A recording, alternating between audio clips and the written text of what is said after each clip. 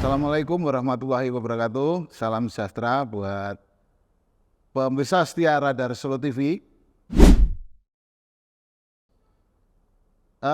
Inovasi terus kami lakukan untuk memberikan yang terbaik untuk sahabat Radar Solo TV. Kali ini ada program Campus Talks. Jadi kita mengundang akademisi, baik dosen maupun mahasiswa untuk sharing pengalaman kegiatan di kampus dan di luar kampus seperti apa lah. Kali ini tamu perdana kita istimewa sekali, yaitu dari Fakultas Seni Pertunjukan Institut Seni Indonesia Surakarta, ISI Surakarta. Sudah hadir bersama kita Bapak Dr. Bondet Prahatnala sebagai wakil dekan bidang kemahasiswaan dan kerjasama. Dan yang di tengah ini ada yang sangat bercahaya, glowing, ada Mbak Hanaloka Kusuma Prameswari. Beliau adalah mahasiswa semester 7 ya Mbak Hana ya, semester 7 jurusan Prodi Karawitan.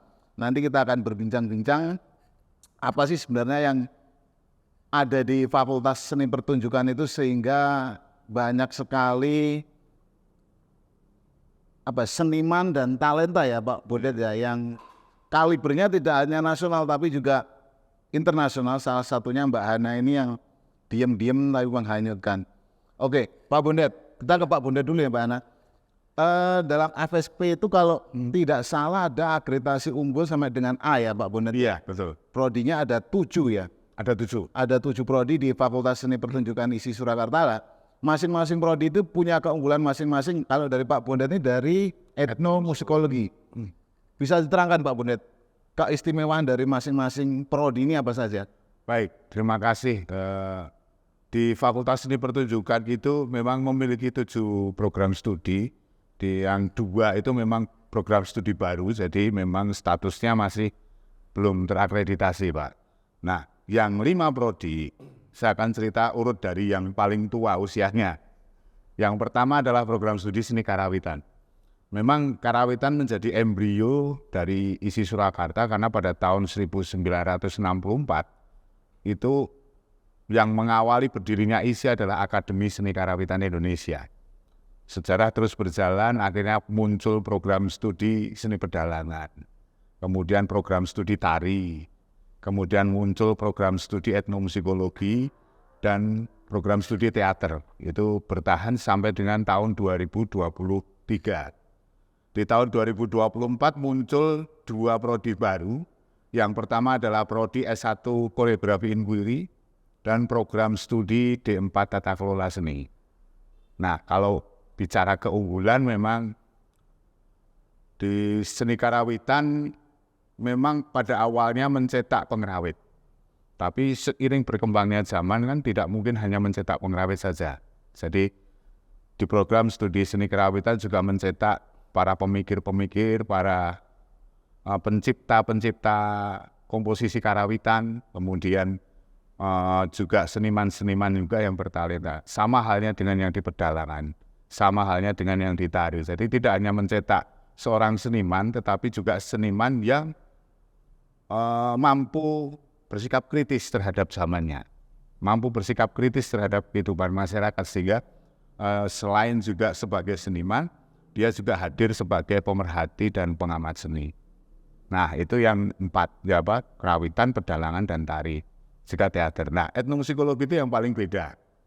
Karena memang etnomusikologi itu kita tidak mencetak seniman, tapi kita mencetak pengkaji. Pengkaji khususnya di wilayah musik dan budaya musik Nusantara. Awalnya seperti itu.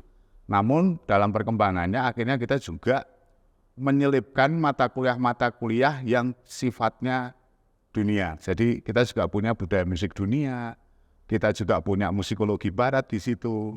Artinya di etnomusikologi, penguasaan bimusikalitas antara Barat dan Nusantara itu memang mutlak diperlukan bagi mahasiswa kita. Sehingga mereka tidak hanya bisa memainkan musik dengan baik dan benar, mereka juga bisa melakukan kajian terhadap musik dan budayanya. Seperti itu, Pak. Untuk akreditasi memang saat ini etnomusikologi menjadi satu-satunya program studi di Fakultas Seni Pertunjukan, bahkan di ISI Surakarta yang terakreditasi unggul. Untuk karawitan, baik sekali. Pedalangan ini masih A karena baru akan proses reakreditasi. Teater itu baik sekali.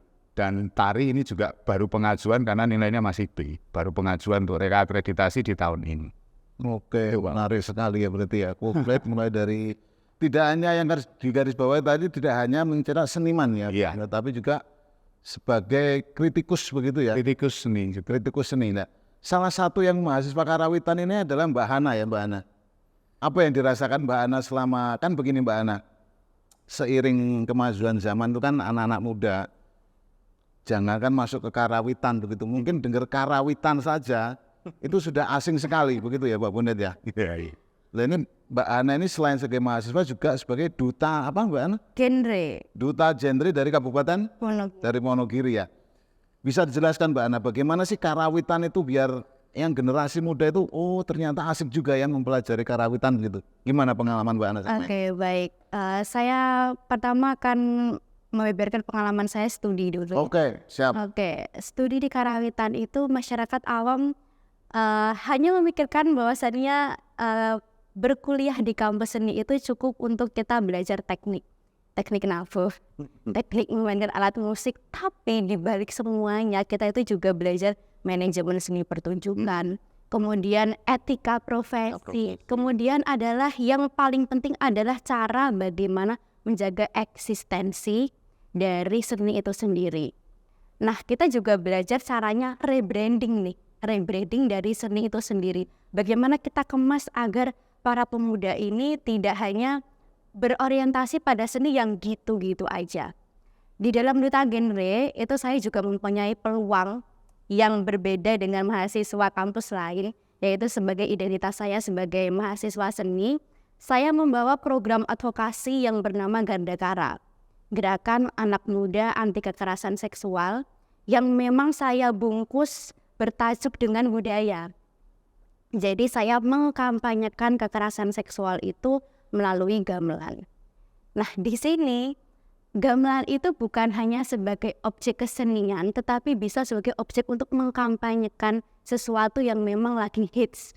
Nah, itu salah satu rebranding saya untuk merebranding kembali tradisi agar bisa dinikmati kaum milenial. Dan itu pelajarannya juga ada, kami juga belajar memanajerial semuanya gitu.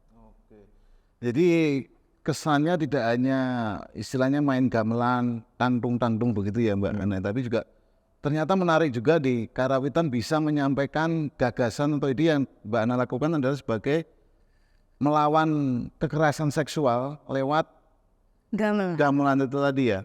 Oke gitu. Itu berarti di lapangan prakteknya seperti apa Mbak? Misalnya pas waktu sosialisasi dengan gamelan itu bagaimana? Jadi di Kabupaten Wonogiri per PIK-R atau Posyandu Remaja itu per kecamatan ada gamelan. Dan kita setiap 1 minggu sekali di hari Sabtu malam minggu itu kita berkumpul per kecamatan. Kita berkumpul terus di situ bertajuk sebagai Posyandu Remaja di mana kita mengkampanyekan isu-isu permasalahan remaja. Di situ setelah ada workshop, setelah ada kampanye, itu kita akan berpraktik ngajar nabuh gamelan. Kemudian kita ada tembang-tembang yang memang dikhususkan untuk mengkampanyekan hal tersebut gitu. Gitu. Terus ketika nanti ada duta genre yang lain, karena duta genre itu ada duta genre kecamatan, genre kabupaten Jawa Tengah itu sedang workshop, itu juga akan diperdengarkan. Mungkin teman-teman nanti bisa mendengarkan di kolom IG saya. Nanti ada beberapa lagu-lagunya bisa banget untuk Nanti ditampilkan di bawah layar ya. Boleh. Mbak Bondet, ini apakah emang semua mahasiswa istilahnya diajari biar biasa mengkreasikan ilmunya seperti Mbak Hana seperti itu atau seperti apa sih? Bisa istilahnya kan Mbak Hana tadi bisa mengkreasikan ilmu di kampus untuk kegiatan di eksternal seperti itu ya. Apakah emang dibekali seperti itu atau bagaimana? Ya, memang kami berusaha untuk membekali seperti itu, Pak. Jadi ada beberapa mata kuliah yang memang diarahkan untuk proses advokasi seni di semua prodi. Jadi kita punya mata kuliah khusus yang nanti capaian pembelajarannya adalah di wilayah advokasi seni. Jadi kami ingin mahasiswa kami nantinya, misalnya di capaian pembelajaran utamanya nggak sampai, mereka bisa berada di capaian pembelajaran yang lain.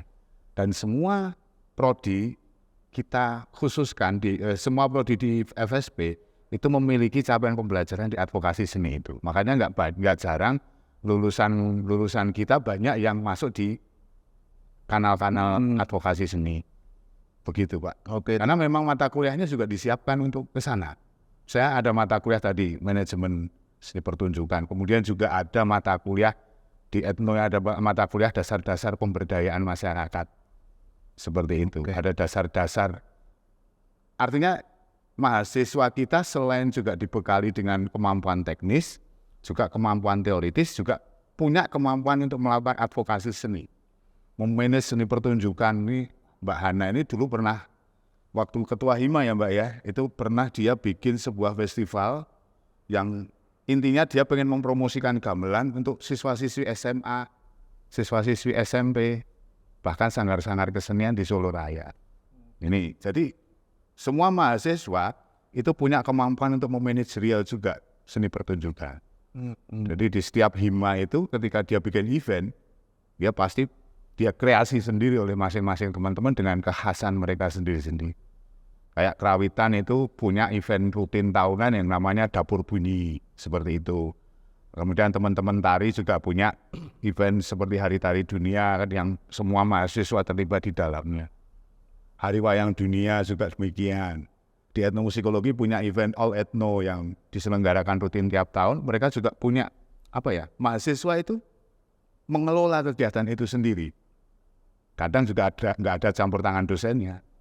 Gitu. Jadi kita memang memposisikan mahasiswa itu nantinya ke depan itu tadi Pak. Jadi punya kecakapan sosial. Tidak hanya kecakapan teknis di bidang seni, tetapi juga punya kecakapan sosial di mana di situ dia akan melakukan pendekatan melalui seni, seperti yang dilakukan Mbak Hana. Oke, luar biasa. Berarti kalau selama ini mungkin ada pemikiran bahwa masuk ke ISI Solo atau ke Fakultas Seni Pertunjukan itu keluarnya ya masuknya misalnya begini, masuk Karawitan ya nanti jadi pesinden. Seperti itu kan begitu kan. Banyak yang dicerna beberapa kali kita menggelar safari jurnalistik kan seperti itu Pak. Penjelasannya. Nanti kalau saya masuk Karawitan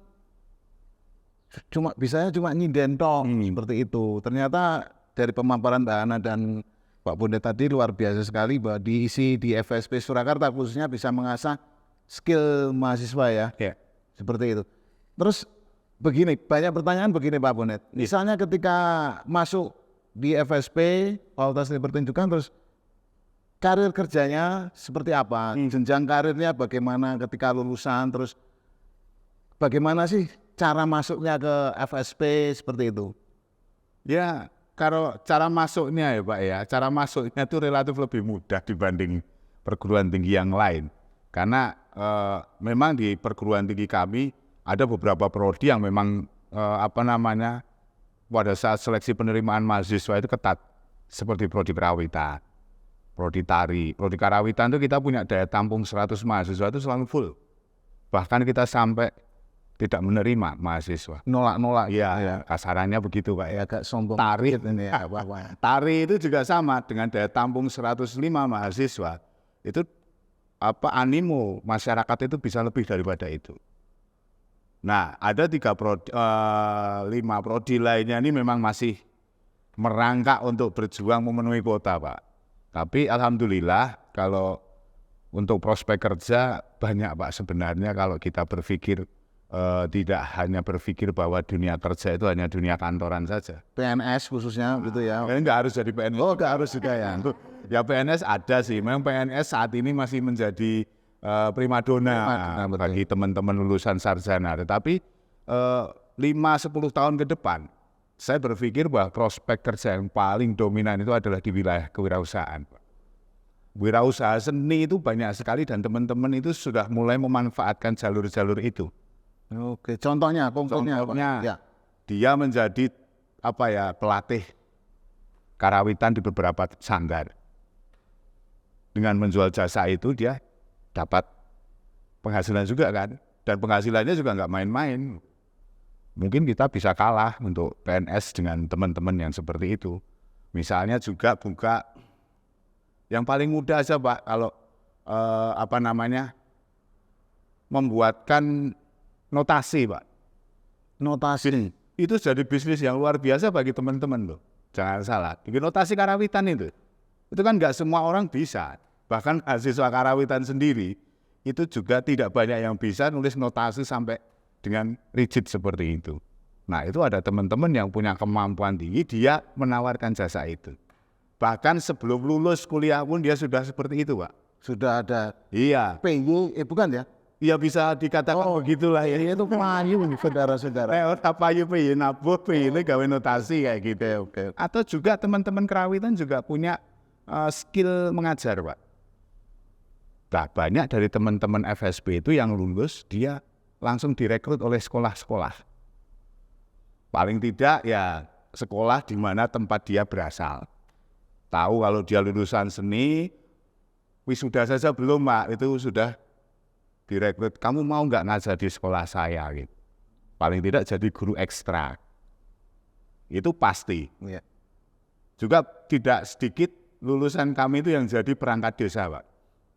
Yaitu tadi fungsi advokasi itu berada di situ, perangkat desa. Anak-anak karawitan itu alumninya banyak yang jadi perangkat desa Bayan, kayak gitu. Taur, Kesra. Kemarin kan banyak laporan masuk ke saya, di wilayah-wilayah Solo Raya banyak yang jadi perangkat desa juga. Di samping memang yang paling banyak rata-rata itu ya masih di wilayah wirausaha yang itu tadi Pak, sesuai bidang ilmu. Saya bilang sesuai bidang ilmu ya jadi pengrawe. Dia ikut dalang siapa atau dia PY kelenengan itu kalau di total Pak 1 bulan itu gajinya bisa di atas UMR Pak. UMR mana di Jakarta? UMR Solo. UMR Solo. Paling tidak di 1,2 kali UMR Pak. Wah, Gitu. benar. Itu masih kuliah. Tapi saya tidak percaya begitu saja dengan penuturan Abundet karena dia orang dalam. Kita tanyakan ke mahasiswanya langsung Mbak Ana yang jurusan karawitan, apakah benar seperti itu Mbak Ana? Iya, bahkan saya mendapatkan saat ini pekerjaan freelance yang tidak saya duga-duga. Saya berpikiran anak seni, kampus seni yang memang berkutat di budaya. Nah sekarang ini lagi marak yang namanya pemilihan duta budaya, Kakang Senduk Ponorogo, Putra Wah tempat saya itu, tahun lalu nggak saja. dan lain sebagainya. Di situ ada satu materi yang sangat-sangat dibutuhkan mereka, yaitu etika kebudayaan dan juga tentang wawasan kebudayaan. Nah di situ saya bisa masuk sebagai public speaker-nya, narasumbernya. Dan kemudian ada juga sekarang baru marak talk show tentang kebudayaan. Tentang di TikTok nih, ada beberapa tren nari, tren nabuh. Nah itu saya bisa masuk sebagai moderator. Gitu, jadi banyak banget pekerjaan sampingan selain PY sebagai nyeniman. Wong tarup ya Pak, banyak sekali. Jadi saya duga-duga juga bisa mendapat freelance yang seperti itu dari saya menjadi kampus di seni, menjadi mahasiswa di kampus seni. Kali pertama masuk ke isi Solo khususnya di karawitan ini Mbak Ana ini ada paksaan dari orang tua karena mungkin Mbak Ana ini adalah putrinya Pak Dalang dari Wonogiri atau emang ada kesadaran diri wah saya ingin meneruskan jejak orang tua atau seperti apa kali pertama? Bukan paksaan sih Pak, lebih ke lingkungan aja. Dari kecil udah diajari untuk nginden, diajari untuk dalang, untuk nabuh. Jadi kayak seperti udah diarahkan dari kecil, oh kamu jalannya di sini, di kampus seni. Kamu udah aku bekali dari rumah, udah wis tak kei materi, kamu udah bisa nabuh dan sebagainya. Kalau enggak kamu kelola, kamu enggak akademinya enggak di seni, kayaknya kok iman-iman gitu. Jadi lebih ke kayak udah diarahkan aja, kalau paksaan nggak ada. Nggak dipaksa juga. Udah insting feeling aja. Gitu. Oke. Jadi buat teman-teman ini khususnya generasi Z bahwa kuliah di ISI itu tidak melulu menjadi seniman, tapi bisa dikembangkan sedemikian rupa menjadi lebih luas. Salah satunya buktinya nih Mbak Hana ini bisa berkecimpung di berbagai kegiatan. Karena begini, mindset di kaula muda, di anak-anak zaman sekarang itu apa sih seni itu enggak secara kehidupan enggak menjamin nih kehidupan seperti itu. Dan ini anggapan itu dipatahkan langsung sama Mbak Hana dengan memasuki Fakultas Seni Pertunjukan khususnya di Prodi Karawitan. Beliau bisa membuktikan bahwa bisa berkarya lewat itu juga menghasilkan istilahnya keuntungan secara finansial begitu ya Mbak Hana. Untuk ya nanti kedepannya Mbak Hana ingin menjadi apa, karena sudah mempunyai jaringan dan pertemanan yang luas bisa lebih mudah lagi. Oke Pak Bondet. Ya. Di ISI ada jurusan yang menarik juga, FSP yang terbaru adalah namanya agak susah mengingat saya. Apa tadi yang jurusan terbaru? Ada dua ya. Tata Kelola Seni dan Koreografi Inquiry. Tata Kelola Seni dan Koreografi Inquiry. Di situ apa yang ingin ditonjolkan? Kalau Koreografi Inquiry itu sih sebenarnya hampir mirip dengan etnomusikologi, tapi wilayahnya ada di dance, tari. Jadi lebih pada mempelajari tari itu dari wilayah budaya ini. Jadi nanti akan muncul pengkaji dramaturg tari yang handal dari prodi itu. Kemudian kalau tata kelola seni itu lebih pada bagaimana mencetak calon-calon pengelola itu tadi, pengelola festival, calon-calon manajer seni pertunjukan. Jadi pengelola festival itu bisa disebut IO begitu? Ya lebih dari itu sih sebenarnya. Lebih dari itu, lebih kompleks lagi ya? Lebih kompleks dari sekedar IO. Oke. Kalau IO kan pelaksana festivalnya aja Pak. Tapi kalau tata kelola seni bagaimana dia juga nanti akan membawai IO juga di situ. Jadi lebih di atasnya sebenarnya. Tapi ya mentok-mentoknya jadi IO itu tadi. Oke. Ya sementara ini memang kita baru bisa menjaring sedikit sekali mahasiswa karena masih prodi baru Pak ya. Tapi memang harapan kita ke depan karena itu adalah di wilayah sarjana terapan, itu keilmuan terapannya akan bisa lebih tebal di situ. Oke. Yang memang kita menyiapkan calon-calon pengelola festival. Wah, luar yang handal di situ. Kalau tidak salah pernah ada kerjasama juga dengan luar negeri, di mana kemarin, di Korea atau di mana ya Pak? Iya, di Korea Pak. Di Korea. Bidang apa? Kalau kita kemarin alhamdulillah untuk Fakultas Seni Pertunjukan sudah menjalin kerjasama dengan Seoul National University. Itu kemarin untuk bidang kerjasamanya yang pertama adalah ada rencana untuk pendirian pusat studi musik Korea, dan ini sudah kami realisasikan di ISI Surakarta. Jadi kami punya pusat studi musik Asia sekarang di ISI Surakarta. Kemudian pembelajaran musik Korea di ISI Surakarta. Nah, imbal baliknya nanti di SNU kita akan mengirimkan dosen juga ke sana untuk mengajar musik Indonesia. Mahasiswanya nggak diajak kan? Mahasiswanya sementara mungkin next year lah Pak. Tahun depan mungkin nanti gantian mahasiswanya yang kita dari Korea, kalau nggak salah di tahun depan akan ke sini dulu. Nanti setelah itu dari ISI Solo mengirim mahasiswa ke Korea. Wah, luar biasa. Kuliah di sana. Nah ini yang wirawiri luar negeri juga dirasakan Mbak Hana ya? Iya, Mbak Hana ini yang sudah kayak halaman depan sama belakang. Kemana terakhir ini Mbak Hana? Kemarin di bulan Juni saya ke 3 negara, ke Singapura, Malaysia, dan juga Thailand.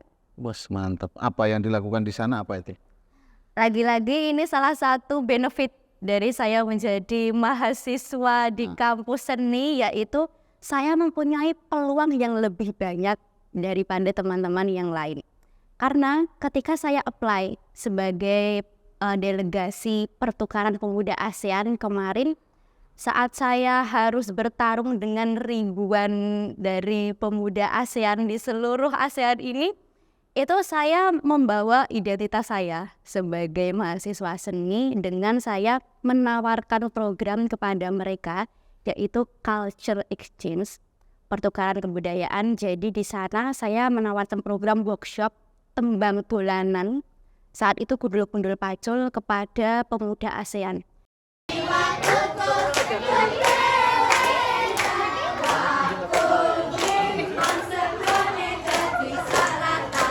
Jadi saya mengajar tembang dolanan itu, kemudian dengan tangga nadanya, dengan makna-makna yang ada di tembang itu, kemudian juga saya mengajar tari.